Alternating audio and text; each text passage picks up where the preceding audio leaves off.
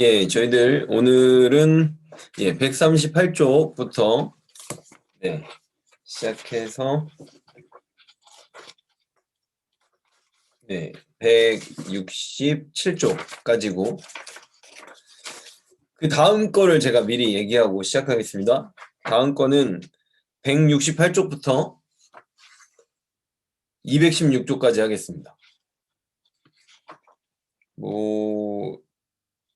그렇게 어렵진 않아요.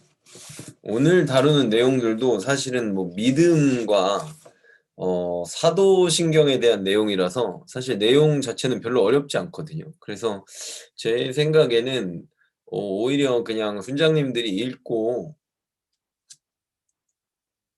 믿음이 뭔가 아니면 사도신경에 대해서 약간 중요한 점에 대한 질문이라든지 짧은 나눔 같은 거 준비해 가지고 그냥 읽고 오게 한 다음에 약간 얘기를 하는 것도 요번에는 괜찮을 것 같습니다. 굳이 이 내용들을 강의식으로 다루기에는 내용들이 좀 전혀 어렵지 않고 그렇게 읽으면 다 이해가 되는 수준이다 보니까 그러진 않을 것 같아요. 네. 네, 목사님 어 혹시 네. 공통적인 질문이나 나눔 포인트 같은 것들만 한 번씩 잡아주시면은 네.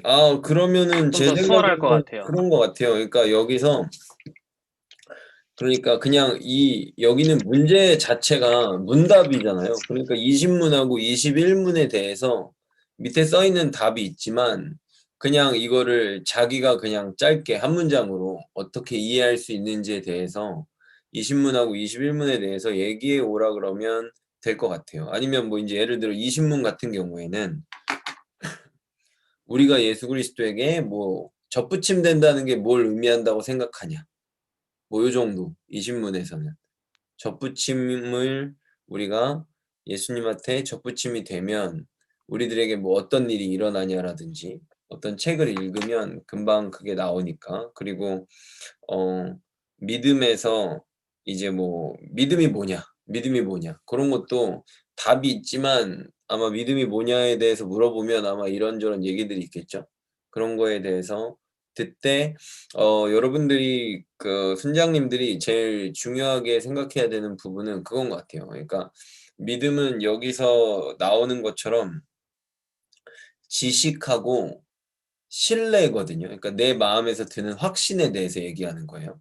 그러니까 어 '믿음은 지식이다.'라는 차원에서 끝나면 예수님이 지상에서 공생의 사역을 할 때 예수님을 제일 먼저 예수님에 대한 가장 풍부한 지식을 가지고 예수님을 제일 먼저 알아보는 사람들은 귀신 들린 사람들이었어요. 근데 그 사람들은 지식이 있는 거지 예수 그리스도를 나의 구세주로 믿는 신앙이 있는 건 아니거든요. 그죠? 귀신들은. 그렇기 때문에 그런 것들이 어떤 지식과 내 마음에서 우러나오는 그런 확신, 인제 그거 두 개가 믿음을 정의할 때는 되게 중요한 포인트라는 거. 인제 그거 하고 그다음 우리가 예수 그리스도 아까 말한 것처럼 접붙임을 이 됨으로써 그러니까 우리가 예수 그리스도 접붙임이 될 수 있는 건 믿음 때문이고 믿음으로 인해서 접붙임이 되는 거고 접붙임이 됨으로써 예수 그리스도의 생명, 그리스도의 은혜, 인제 예수 그리스도를 통해 공급되는 모든 것들을 우리가 같은 나무 안에 있으니까 그 영양분을 같이 먹는 거잖아요. 그것들이 우리들에게 공급될 수 있다는 차원에서 얘기를 풀어가면 사실 전혀 어렵지 않아요. 그리고 이제 22문으로 넘어가서 "우리가 무엇을 믿어야 합니까?"라고 했을 때 이 내용은 사실 그냥 사도신경 전체의 내용인데 한 가지만 이제 여러분들한테 얘기해 주면 사실 사도신경이라는 게 왜 나왔냐면 사도신경은 사도들하고는 상관이 없어요. 사도들의 시대에 나온 게 아니에요. 사도들은 보통 AD 인제 사도 요한이 제일 오래 살아서 요한계시록을 썼다고 했을 때 그게 AD 한 90년경이고 대부분의 제자들은 베드로랑 사도 바울까지도 네로 시대에 거의 다 죽었다고 보거든요. 네로 시대에 거의 다 순교했다고 보는데 그게 AD 한 60년경에서 70년경이에요. 그러기 때문에 사도신경은 이게 AD 200년 넘어서 250년, 300년 이때면 니케아 뭐 요런 시대에 나온 거기 때문에 전혀 상관이 없어요. 그러나 이제 사도들을 통해서 계속 우리가 배워왔던 거, 전해져 왔던 거, 그런 것들에 대한 신앙을 신조로 만든 거예요. 이것을 믿어야만, 이것을 신앙으로 고백을 해야만 우리와 같은 신앙을 가진 사람들로 받아들일 수 있다라고 이제 말을 하기 위해서 만든 거죠. 근데 이것을 만들게 된 결정적인 계기는 그 영지주의라는 그 이단 때문이었어요. 영지주의라는 이단이 엄청난 공격을 퍼부었고 그 이제 헬라 사상은 뭐든지 두 개로 나눠요. 뭐든지 흑백 논리거든요. 근데 문제는 걔네들의 흑백 논리가 영은 선하고 육은 무조건 악하다는 주의를 갖고 있었어요. 그러니까 신은 선하고 인간은 악한데 예수님이 신이라면 악한 인간의 육신을 갖고 있다면 신이 될 수 없다. 라는 생각을 갖고 있었고 그게 헬라 문화의 아주 뿌리 깊은 사상이었기 때문에 사람들은 그 논리로 치고 들어갈 때 예수 그리스도를 하나님이라고 보지 않았던 거죠. 그래서 그것을 신앙으로 극복해내기 위해서 예수님은 절대로 육신을 갖고 있지 않았는데 난 예수님을 믿고 싶어. 그래서 그 사람들이 만들어낸 것들이 예수님이 십자가에서 죽을 때 뭐 가짜 몸으로 바꿔치기 했다. 뭐 예수님의 몸은 겉으로만 사람처럼 보이지 사실은 뭐 환상이었다. 뭐 일루전이었다. 뭐 이런 여러 가지의 말도 안 되는 그런 주장들. 그리고 예수님은 사실은 하나님이 아니었다. 라든지 어떤 그 육을 갖고 있었다는. 근데 우리는 그잖아요. 예수님이 메시아가 되기 위해서는 육신을 갖고 사람의 죄를 대신 사하지 않으면 예수님이 될 수 없는 건데 그 사람들은 그런 내용은 다 배제하고 오로지 예수님이 육신을 갖고 있었기 때문에 육은 악하기 때문에 예수님은 신이 될 수 없다는 걸 갖고 주장했는데도 기독교는 정말 그 근간이 흔들릴 정도로 영주주의에게 많이 무너졌어요. 그래서 그것을 지키기 위해서 제일 열심히 그 시대에 싸운 사람이 사도 요한이고 사도 요한의 요한 1, 2, 3서 그리고 요한복음에 이르기까지 다 그 영지주의에 대한 그 공격에 대한 교리를 막는 내용을 다 담고 있어요. 그리고 예수님이 육신을 갖고 오지 않았다고 자꾸 얘기하니까 부정하니까 예수님이 실제 역사적 인물이라는 것을 증명해내기 위해서 사도신경에 굳이 본디오 빌라도 이름을 넣은 겁니다. 본디오 빌라도가 예수님을 처형할 때 뭐 해가지고 나쁜 놈이어가지고 죽도록 욕먹으라고 넣은 게 아니라 예수님이 실제 존재했던 인물이었다는 걸 증거하기 위해서 거기다가 누구나 알 수 있는 로마의 총독이었던 본디오 빌라도의 이름을 넣은 거예요. 그러니까 이제 사도신경에 대한 내용은 우리가 뭐 모르는 내용은 없으니까 이 신앙을 고백해야만이 이제 그러니까 그때 영지주의가 교회에 막 몰래 지금 뭐랄까요 신천지처럼 막 몰래 들어오니까 영지주의한테 사도신경을 네가 고백해봐라 이러면 그 사람들이 이걸 못했다는 거죠. 예, 이거를 받아들일 수 없다라고 했을 때 그러면 너는 우리 교회에서 이것을 받아들이지 못한다면 같은 공동체로 받아들일 수 없다. 이런 어떤 일종의 그 사람들의 신앙을 가려내는 약간 리트머스 시험지 같은 그런 역할을 했던 게 당시에는 사도신경이었습니다.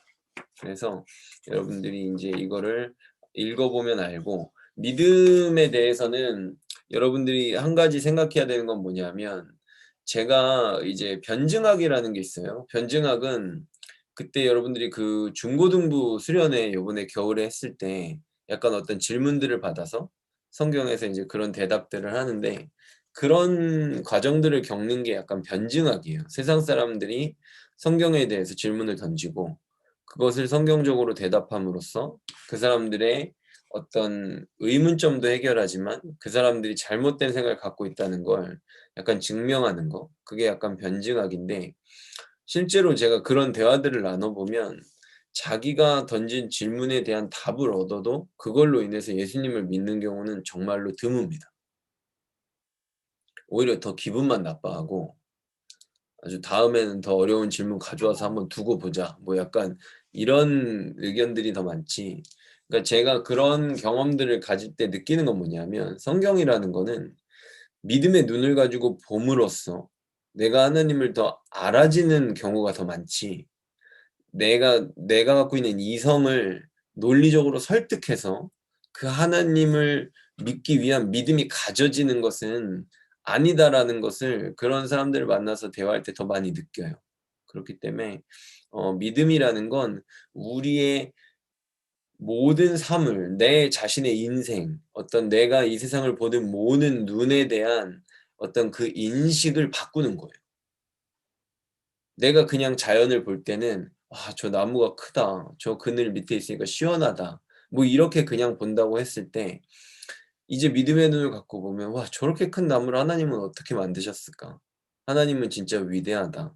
아 내가 이렇게 나무 그늘 밑에서 쉬는 것처럼 내가 하나님의 그늘 안에 있을 때 얼마나 내가 평안할 수 있을까?' 어떤 이런 이 모든 것들을 하나님 중심적으로 인식하고 그런 하나님을 그런 것들을 그런 인식들을 통해서 내가 더 하나님을 신뢰하고 믿을 수 있게 만드는 그런 것들이 바로 믿음이라는 거죠. 그러니까 지식을 더하고 그 지식을 통해서 내가 하나님을 더욱더 마음으로 신뢰하게 하는 그런 것들이 믿음의 차원이기 때문에 이제 고런 거에다가 여러분들이 이제 초점을 맞춰서 믿음을 설명해 주면 될 것 같고요. 그다음에 여기서 제가 봤을 때는 이 다른 것들은 뭐 말이 어려울 필요가 없고 163 쪽으로 가서 163 쪽하고 164 쪽에 있는 도표를 설명해 주면 이번 과는 뭐 그냥 다 맞 그냥 끝날 것 같아요. 요 도표만 여러분들이 그냥 보면서 예 잘 얘기해 주면 뭐 이거는 뭐 전혀 어려울 게 없어요. 그래서 63 쪽 163쪽 한 번만 보면